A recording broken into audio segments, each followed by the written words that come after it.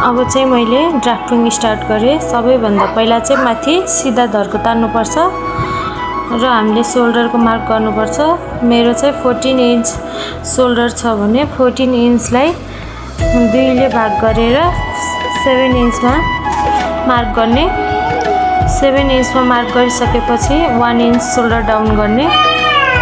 1 inch shoulder down चाहिँ सबै साइजको लागि फिक्स हुन्छ र आफूपट्टि भागबाट नेक विथको मार्क गर्ने। नेक विथको मार्क चाहिँ 2.5 इन्च गर्नुपर्छ। यो पनि सबै साइजको लागि फिक्स हुन्छ। नेक विथ र सोल्डर डाउनको मार्किङको सेन्टर लिने। सेन्टर लिएर ब्लाउजको लेन्थको मार्किङ गर्ने र सिधा धर्को तानिदिने। सोल्डर डाउन गरेको मार्किङबाट चाहिँ हामीले आर्महरुको लागि मार्किङ गर्नुपर्ने हुन्छ। यो चाहिँ सबै साइज अनुसार फरक फरक आउँछ। मेरो चेस्ट साइज चाहिँ 34 भएकोले चेस्ट साइजलाई 6 ले भाग गर्ने र हाफ इन्च चाहिँ प्लस गर्नुपर्ने हुन्छ। त्यसमा जति आउँछ त्यति नै मार्किङ गर्ने र सिधा धर्को तानिदिने। यो नै हाम्रो चेस्ट लाइन हुन्छ। मैले चाहिँ एकदम सिम्पल तरिकाले सिकाइरहेको छु। यदि हजुरहरूलाई भिडियो मन परेमा like, comment, share and subscribe पनि गरिदिनु होला। त्यसपछि चेस्टलाई 4 ले भाग गरेर र जति आउँछ त्यति राख्ने अनि एक्स्ट्रा मार्जिन 1.5 इन्च लिने। त्यसै गरी वेस्टलाई पनि 4 ले भाग गरेर राख्ने। जति आउँछ त्यति राख्ने। त्यसपछि फ्रन्ट पार्ट भएकोले हामीले डाट राख्नुपर्ने हुन्छ। 34 साइजमा चाहिँ 2 इन्चको डाट लाग्छ। 2 इन्चको डाट राख्ने। त्यसपछि मार्जिन राख्ने। मैले चाहिँ 1.5 इन्च मार्जिन लिएको छु। तपाईहरुले 2 इन्च 1.5 इन्च जति पनि राख्न सक्नुहुन्छ। ब्याक पार्टमा जस्तै गरेर फ्रन्ट पार्टमा पनि हामीले सोल्डर माइनस गर्नुपर्ने हुन्छ। नेक डिप चाहिँ मेरो 7 इन्च भएकोले यसमा चाहिँ कम माइनस हुन्छ। ब्याक पार्टमा चाहिँ हाम्रो 12 इन्च नेक डिप थियो भने त्यसैले धेरै सोल्डर माइनस भएको थियो। यसमा चाहिँ कम हुन्छ। सोल्डर माइनस गरेर तल चेस्ट लाइन ओक्ने, सेम मार्किङ गर्ने र सिधा धर्को तान्ने। त्यसको सेन्टर पोइन्ट लिएर आर्महलको सेप दिने। आर्महलको सेप चाहिँ ब्याक पार्टमा 1 इन्च लिएको थियो भने फ्रन्ट पार्टमा चाहिँ थोरै भित्रबाट लिनुपर्ने हुन्छ। 0.75 क्रस मार्क गरेर आर्महलको सेप दिने। फ्रन्ट पार्टमा चाहिँ हामीले जहिले पनि अलिकति ब्याक पार्टमा भन्दा भित्रबाट गहिराइ दिनुपर्ने हुन्छ। किनकि ब्याक पार्टमा भन्दा फ्रन्ट पार्टमा चाहिँ हाम्रो हातहरू धेरै मुभमेन्ट भएकोले हामीले त्यसैले गहिराइ चाहिँ अलि भित्रबाट दिनुपर्ने हुन्छ।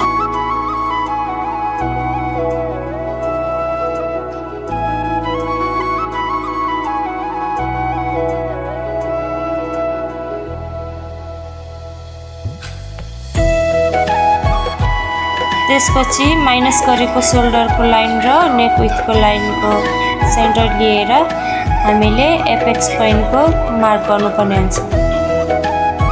मेजरमेन्ट लिने टाइममा नै हामीले एपेक्स पोइन्टको पनि मेजरमेन्ट लिनुपर्ने हुन्छ र एपेक्स टु एपेक्स पोइन्टको पनि मेजरमेन्ट लिनुपर्ने हुन्छ। मेरो चाहिँ एपेक्स पोइन्ट 10 इन्च थियो भने हाफ इन्च प्लस गर्नुपर्ने हुन्छ यसमा चाहिँ। किनभने माथि हाफ इन्च दबिन्छ सिलाइमा, त्यसैले हाफ इन्च प्लस गरेर मार्क गरेँ। त्यसपछि चाहिँ एपेक्स टु एपेक्स पोइन्टको मार्क गर्नुपर्ने हुन्छ। एपेक्स टु एपेक्स पोइन्ट चाहिँ मेरो 7 इन्च थियो भने 7 इन्चको आधा चाहिँ हामीले 3.5 इन्चको मार्क गर्ने र सिधा त्यसको तल पनि वेस्ट लाइनमा चाहिँ हाफ इन्च माइनस गरेर 3 इन्चमा मार्क गर्ने। त्यसपछि चाहिँ हामीले डाट लिनुपर्ने हुन्छ। 34 साइजमा चाहिँ 2 इन्चको डाट लाग्छ।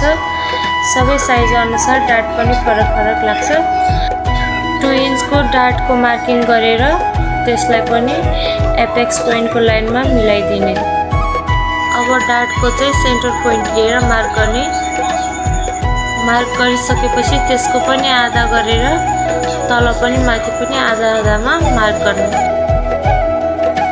त्यसपछि सबभन्दा तलको मार्किङबाट हाफ इन्च बाहिर जाने र सेकेन्ड लाइनको मार्कमा चाहिँ 0.25 जति मार्क गर्ने। यति गरिसकेपछि चाहिँ हामीले यो लाइनलाई पनि एपेक्स पोइन्टमा मिलाइदिने।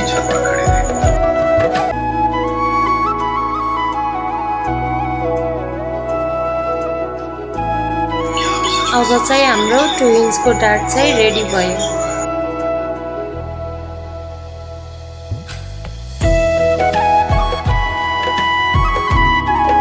गरिसकेपछि चाहिँ हामीले जुन 3 इन्चको मार्किङ गरेका थियौँ त्यो लाइनको चाहिँ हामीले मेजरमेन्ट लिनुपर्ने हुन्छ।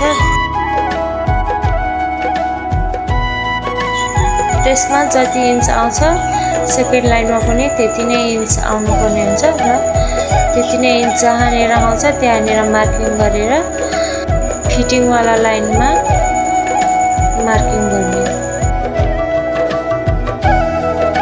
अरू ब्लाउजमा चाहिँ हामीले यसमा जति ग्याप आउँछ त्यसको डबल गरेर राख्छौँ र यसमा चाहिँ हामीले त्यसो गर्दैनौँ, किनभने यसमा चाहिँ हामीले साइड डार्ट पनि लिन्छौँ, त्यसैले त्यसमै कभर हुन्छ। यति गरिसकेपछि हामीले त्यो मार्किङलाई पनि सिधा धर्को तान्दिने।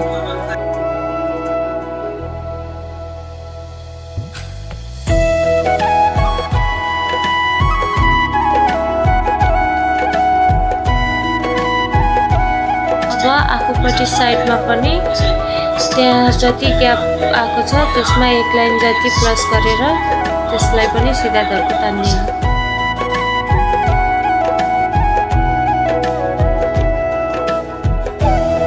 अब आर्महलको साइडबाट पनि त्यति नै हाफ इन्चमा एक लाइन जति प्लस गरेर सिधा धर्को तान्दिने। त्यसपछि चाहिँ हामीले आर्महलमा पनि डार्ट दिनुपर्ने हुन्छ। 34 साइजमा चाहिँ 1.25 को आर्महोल डार्ट लाग्छ।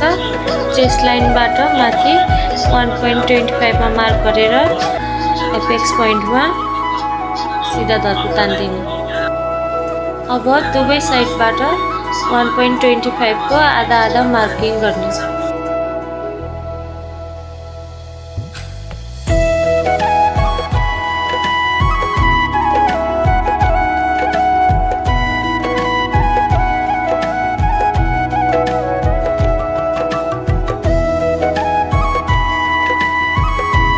त्यो सिधा धर्को पनि सेन्टर पोइन्ट लिएर मार्किङ गर्ने र मार्किङ गरेको ठाउँबाट हाफ इन्च तल मार्किङ गरेर डार्ट दिने।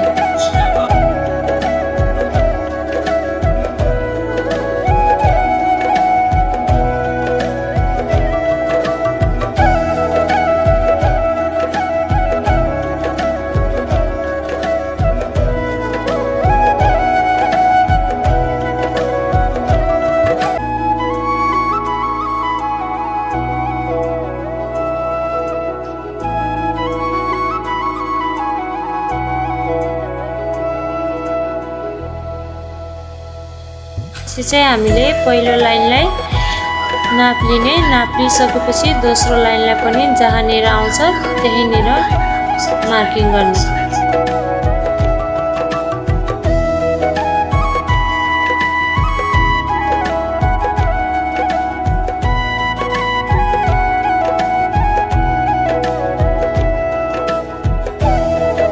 गरिसकेपछि चाहिँ तल सिधा धर्को तानेर हामीले जुन हाफ इन्चमा एक लाइन तानेको थियो त्यसमा मिलाउने र त्यहाँ चाहिँ नयाँ आर्महोलको सेप दिने। अब चाहिँ हाम्रो आर्महोलको डार्ट पनि रेडी भयो।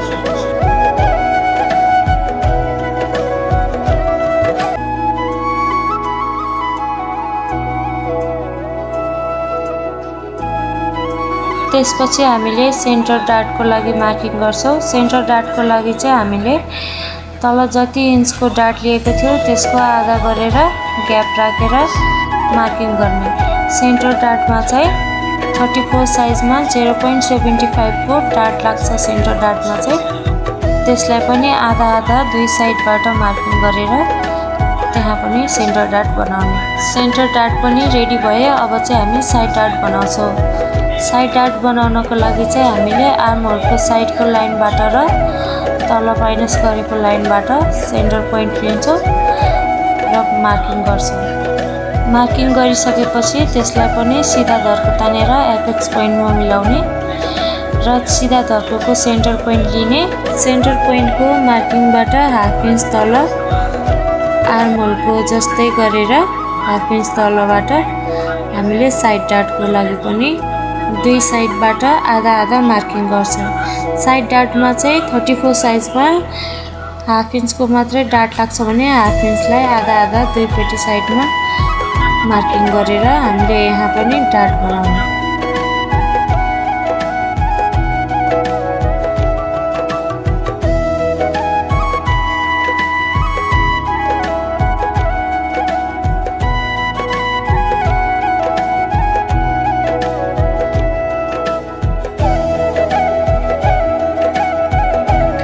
यसरी चाहिँ हाम्रो साइड डार्ट पनि रेडी भयो र हामीले साइडमा डार्ट दिँदा चाहिँ थोरै साइडमा कपडा थोरै कम हुन जान्छ।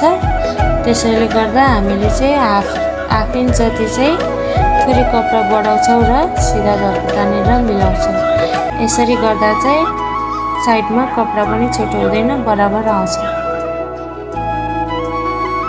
त्यसपछि हामीले कटिङ गरेको ब्याक पार्टको सोल्डरलाई नापेर फ्रन्ट पार्टमा पनि बराबर राख्छौँ।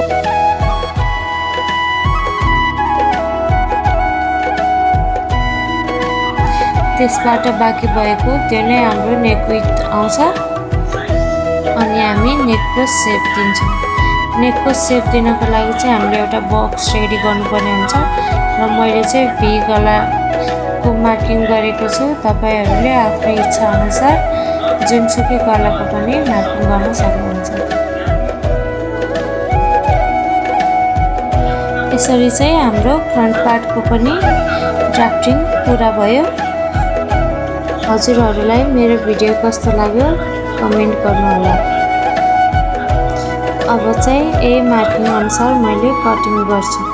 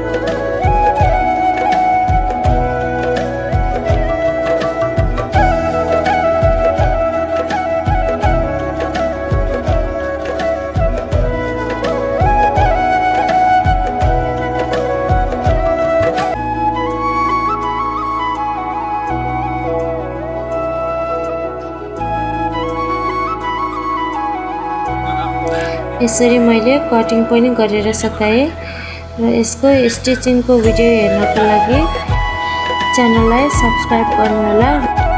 Thanks for watching.